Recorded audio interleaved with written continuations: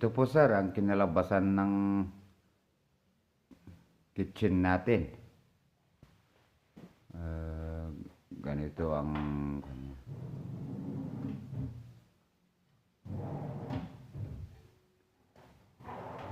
drawer siya. Close mo. Dito sa may corner, sige.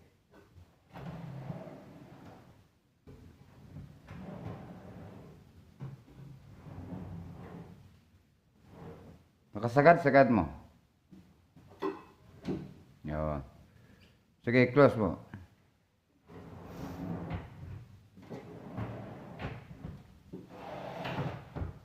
Next.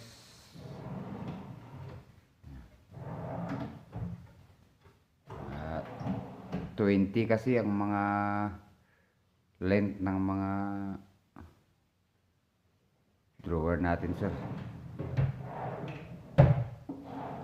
Dito naman sa may mismong kitchen, fake yan. Fake yung sa taas, hindi maibukas yan. Sa baba, may konti. Papalaki ng papalaki. Dahil kasi may mga kwan ng mga sink natin dyan. Sige, close mo. Dyan naman sa huli, okay. Sige. Yung isa door para sa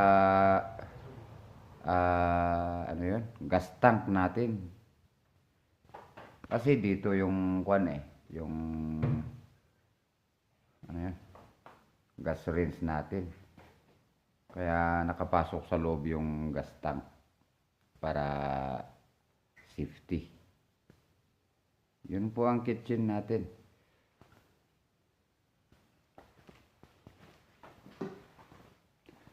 Ito po.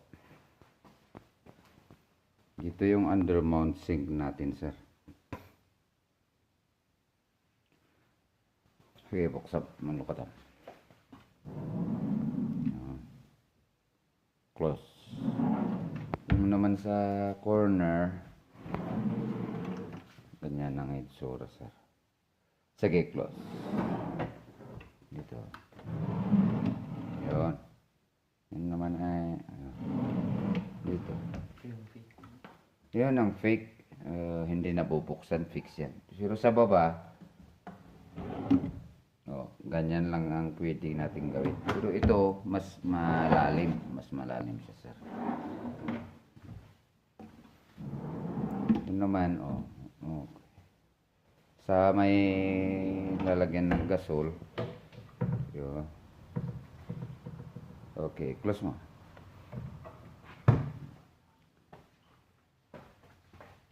Yung mga sa hanging, naka-fix kasi yun. Ilukat mo man dyan ruangan. Yan, bukas yun. Close. Ganon yun lang, sir. Kayo, sir. Ganyan po ang outcome. Ay, kinuburan kasi namin dahil yung alikabok sa buffing. Buffing ng mga quartz natin. Mahirap linisin yung windows natin. Tsaka yung mga baseboard.